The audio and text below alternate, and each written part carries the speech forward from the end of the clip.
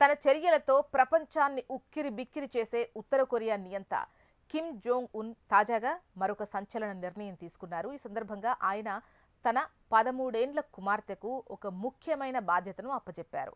ఈ బాధ్యతలో ఉత్తర కొరియా క్షిపణి తయారీ విభాగం డైరెక్టర్ పదవి కూడా ఉంది.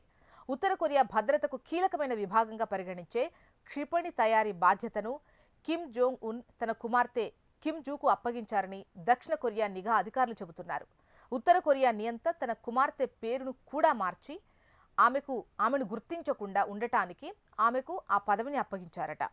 కిమ్ జూ ఏను క్షిపణి తయారీ విభాగంలో కిమ్ జూ హే అని పిలుస్తారు. ఆసక్తికరమైన విషయం ఏంటంటే 2009లో కిమ్ జోంగ్ ఉన్ ఉత్తర కొరియా వారసుడిగా నియమితులైనప్పుడు అతని అసలు పేరు కిమ్ జోంగ్ వాన్. దానిని అతను కిమ్ జోంగ్ ఉన్గా మార్చుకున్నారు. అదే కారణంగా కిమ్ జుంగ్ ఏ పేరు కూడా మార్చారని అంటున్నారు. ఇక కిమ్ జూ ఏ 2013లో జన్మించారు. ఆమెను మొదటిసారిగా 2022లో కిమ్ జోంగ్ ఉన్ ప్రజలకు పరిచయం చేశారు. ఆమెను ఉత్తర కొరియాలో గౌరవనీయురాలు అని పిలుస్తారు.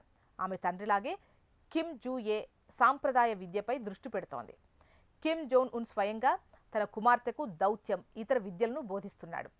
జపాన్, అమెరికా, దక్షిణ కొరియా వంటి దేశాలతో ఉత్తర కొరియాకు శత్రుత్వం ఉంది. ఈ దేశాలను ఎదుర్కోవడానికి ఉత్తర కొరియా నిరంతరం కొత్త క్షిపణులను అభివృద్ధి చేస్తోంది. ఉత్తర కొరియా దగ్గర ప్రస్తుతం 3000 కంటే ఎక్కువ క్షిపణుల నిల్వలున్నాయని కొంతమంది నిపుణులు అభిప్రాయపడుతున్నారు. ఇక ప్యాంగాంగ్ ప్రతి సంవత్సరం సుమారు 50 క్షిపణులను ఉత్పత్తి చేస్తోంది. అన్ని క్షిపణి పరీక్షలు కిమ్ జోంగ్ ఉన్ పర్యవేక్షణలోనే జరుగుతాయి.